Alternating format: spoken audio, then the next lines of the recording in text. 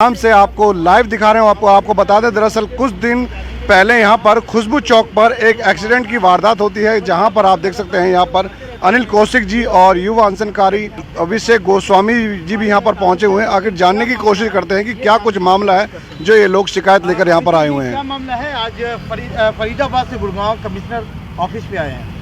Sir, पहली बात तो आप लोगों को बहुत बहुत धन्यवाद है जो आप लोगों ने साथ दिया है और फिर दोबारा जनता की आवाज़ के लिए उठाने के लिए आप लोग यहाँ भी पहुँचे हैं। तो मैं ये कहना चाहूँगा सर, ये हमारे मित्र हैं एक विक्रांत शर्मा जी, इनके बच्चे का जो है एक्सीडेंट हुआ 2 अप्रैल में 2024। तो हिट एंड रन केस था, आपने सुना होगा, वो पूना वाला केस है, लड़का और लड़की दोनों मर गए थे जिसमें। तो वो भी पॉस लोग हैं, पैसे वाले लोग हैं। तो सेम ये बच्चा, इनका जो बच्चा था, कॉलेज की कुछ रिक्वायरमेंट के लिए वो अपने दोस्त से मिलने आया था यहाँ पे गुड़गांव पे। तो आते समय, फरीदाबाद से आते समय जब वो निकल रहा था, गुड़गांव में एंट्री कर रहा था, उसी दौरान खुशबू चौक पड़ता है DLF फेज 1 में, वहाँ पे उसको हिट कर दिया। एक अनबैलेंस गाड़ी आई और अनबैलेंस गाड़ी उसको कम से कम 3 से 4 बार उसको हवा में उड़ाया और उसको बिल्कुल ऐसा कर दिया, बिल्कुल वहाँ के लोगों ने ये सोचा ये बच्चा डेड हो चुका है, लेकिन वो बच्चा जिंदा है। भगवान की ऊपर वाले कहते हैं जिसे मार सके ना कोई, ऐसे है ना, वो जाको राखे साइयाँ मार सके ना कोई, वही चीज़ है। लेकिन उस बच्चे के साथ घटना ये हो गई है कि बच्चा जवान था, झेल गया अपने ऊपर एक्सीडेंट, ज़िंदगी और मौत से वो कई दिन लड़ा, 15-20 दिन ICU में रहा, लेकिन उसकी मानसिक संतुलन है वो बिगड़ चुका है आज की डेट में। और इस दौरान पुलिस ने क्या करा, पुलिस जो IO है और SHO है इस केस में, तो ये हमें चालान के बाद पता चली ये बातें। तो उसने क्या करा, बहुत अच्छी मतलब उनको सपोर्ट करी है रईस यादव को, दूसरी पार्टी को। हाँ, दूसरी पार्टी को बहुत अच्छी सपोर्ट करी है उन्होंने। और सपोर्ट ऐसी करी है कि ना तो उन्होंने गाड़ी उस टाइम जब्त करी, ना ये पता ना करने का ये करा, कष्ट करा कि गाड़ी चला कौन रहा था। उनने एक्सीडेंट की एक छोटी सी क्लिप तो दिखा दी इनको पेरेंट्स को, लेकिन ये दिखाया कि एक्सीडेंट करा किसने। पहली बात तो ये हो गई। फिर दूसरी बात, इन्होंने कोई मेडिकल नहीं कराया जिसका हुआ था पूरे चालान में, कहीं भी बच्चे का उसका जो भी हुआ। तो एक्चुअल में हुआ क्या, मेरे को जहाँ तक डाउट है, और मैंने वहाँ पे खुद सर्वे किया था, एक्सीडेंट के बाद में गया था 4-5 दिन बाद। तो वहाँ पे जैसे लोग होते हैं, डेली काम करने वाले जो लोग होते हैं, उनसे पता चला। तो उन्होंने मुझे बताई थी कि भाई यहाँ से जो गाड़ी निकली थी वो शराब के नशे में लहराता हुआ गाड़ी ला रहा था, और उसमें 2 लड़के थे। और इसमें क्या हुआ, इसमें ये महिला आ गई।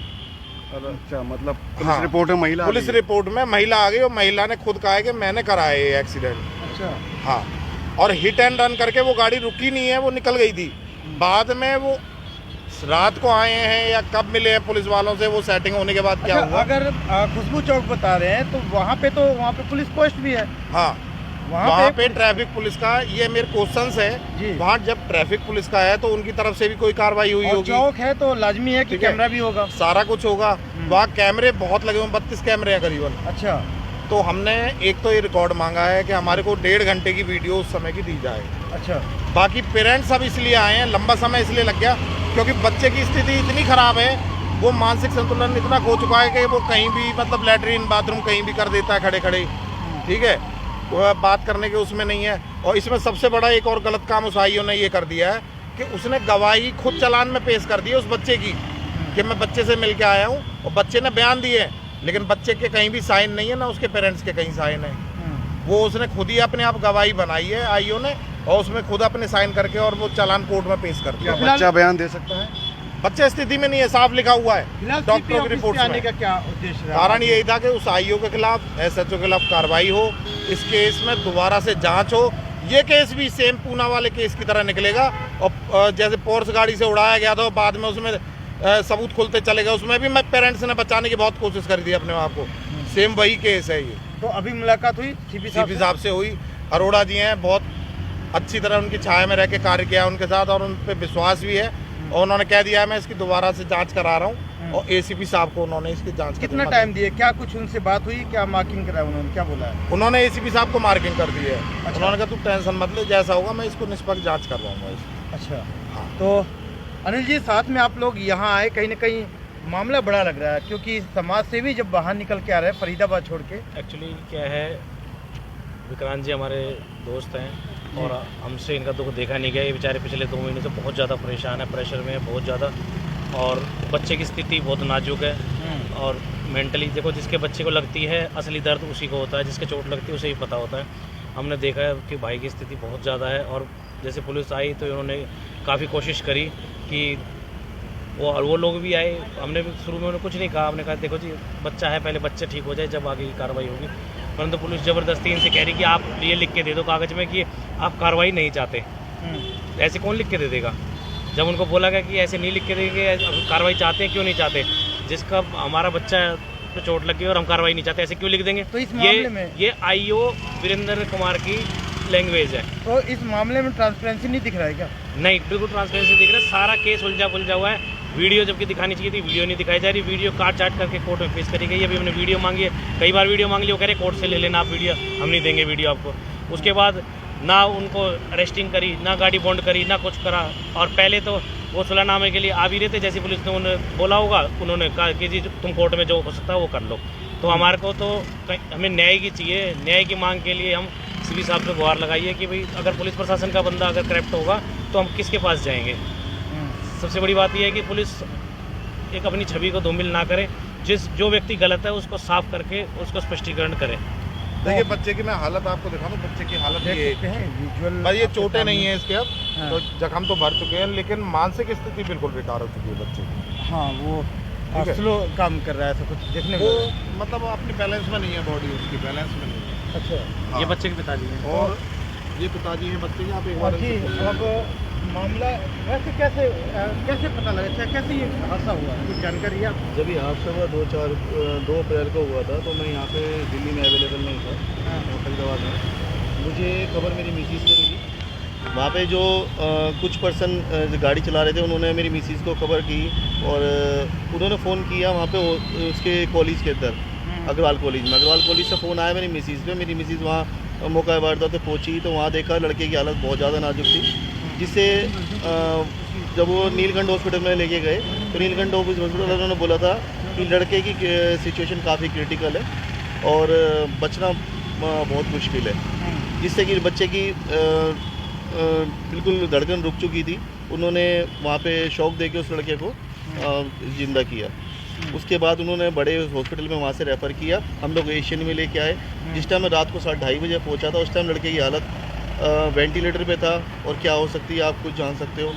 उन लोगों से हमें कोई मदद नहीं मिली। दूसरे दिन आते हैं पुलिस आईओ साहब हैं जो वीरेंद्र सिंह जी, उन्होंने मिल के चले गए मेरे से। उसके बाद दूसरे दिन उन्होंने जिन्होंने हिट एंड रन किया था उनको भेजा। वो कहते हैं लेडीज़ है जिन्होंने इस गाड़ी को ठोका है, गाड़ी से ठोका इस लड़के को, और ये कैंसर पेशेंट है। और अब आप देखिए क्या करना है। उनका बेटा आया था, उनका एक फ्रेंड था नवनीत, वो तीन जने आए थे और मुझे झूठा आश्वासन देके गए कि भाई हम आपकी हर तरीके से हेल्प करेंगे। मैंने कहा फ़िलहाल दुआ करो मेरा बेटा ठीक हो जाए। और हम उसी चीज़ में लगे हुए थे। अब हमारा बेटा थोड़ा स्टेबल है तो हम इस चीज़ को अब आगे बढ़ाना चाहते हैं, चीज़ों को, कि हमारी चीज़ें स्पष्ट रूप से। क्या चाहते हैं? मेरा बेटा जैसे पहले था मुझे वैसा चाहिए, अच्छा, और अभी मेरा बेटा वैसा नहीं है। उसके बाद उनको इंसानियत नाम की चीज़ नहीं है लेडीज़ के अंदर या उसके परिवार के अंदर, बिल्कुल इंसानियत नाम की चीज़ नहीं है। अगर आप मेरी कोई उन्होंने हेल्प करी है ना, उन्होंने कभी खड़े होकर कोई चीज़ को मेरे को सपोर्ट किया है। और बस अब वो कहते हैं हम कोर्ट में देख लेंगे, क्योंकि उनको प्रशासन की कहीं ना कहीं सपोर्ट है। जी बताइए। देखिए इसमें ये उस बच्चे के बयान लिखे हुए हैं जो उस आईओ ने लिखे हैं। इसमें आईओ के तो साइन दिखाई दे रहे हैं आपको, लेकिन इसमें कहीं भी ना तो पेरेंट्स के साइन है, ठीक है, ना ही उस पेशेंट के साइन है जिसका एक्सीडेंट हुआ है, पीड़ित के कहीं भी साइन नहीं है। और मिलने को भी मना किया, उसके बावजूद भी आप ये दिखा दीजिए एक बार, कहीं भी साइन नहीं है ना। बहुत से क्वेश्चन मार्क हैं इसके अंदर। और इसमें एक और चीज़ आपको दिखाऊंगा, जो ये रहा, डॉक्टर ने साफ लिखा हुआ है कि ये बच्चा स्टेबल नहीं है और ये किसी भी ये patient is not fit to statement, साफ लिखा हुआ है कि पेशेंट की जो स्थिति है वो स्टेटमेंट देने लायक नहीं है। Injury is dangerous of life in nature, मतलब उसकी जान को खतरा बना हुआ है लगातार। तो फिलहाल आज परिवार के लोगों के साथ में जब समाज सेवी अब खड़े हो गए, तो इस मुद्दे को कैसे देखा जा रहा है? इस मामले को क्या इंसाफ दिलाने के लिए क्या कुछ करना पड़ेगा? देखिए चालान पेश हो चुका है इसका, बाकी लड़ाई तो कोर्ट में होगी। हमने सीपी साहब से, क्योंकि सीपी साहब से पुराना रिलेशन रहा, फरीदाबाद में भी उन्होंने काम किया, बहुत अच्छा काम किया, तो उनसे ये मतलब एक तरीके से आशा बनी हुई है कि वो इसकी दोबारा से निष्पक्ष जांच कराएंगे और निष्पक्ष जांच में ये पक्का दोषी निकलेगा, ये आयु SHO दोनों निकलेंगे।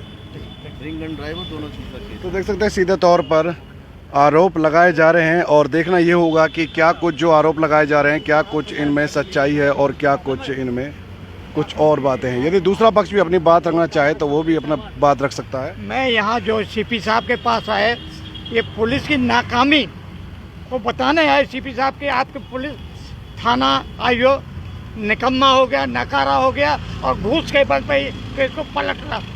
जब ड्राइवरी बदल रही है और क्या है, मैं ये मांग करता हूँ आईओ थाना इंचार्ज की इंक्वायरी हो, यहाँ से घर तक क्या इनकम है और कितना क्या इन्होंने बनाया चाहते हैं आप भी, हैं जी? हाँ जी। तो आप देख सकते हैं जिस तरीके तो सीधे तौर पर देख सकते हैं कुछ लोग यहाँ पर, आपको बता दें एक बार दोबारा आपको बता दें, इस वक्त मौजूद हैं गुरुग्राम कमिश्नर ऑफिस से हम लाइव हैं, जहाँ पर फरीदाबाद के कुछ समाज सेवक आए हुए हैं, जो कि आपको बता दें हिट एंड रन का मामले को लेकर यहाँ पर कुछ लोग आरोप लेकर आए हैं और शिकायत की है सीपी साहब से इस मामले की दोबारा तहकीकात और छानबीन करने की। देखना ही होगा कि क्या कुछ इस मामले में आगे की अपडेट होगी। जैसे कोई खास अपडेट होगी आपके साथ ज़रूर जोड़ेंगे। ऐसी खास खबरों के लिए बने रहें और देखते रहें फरीदाबाद न्यूज़ टुडे।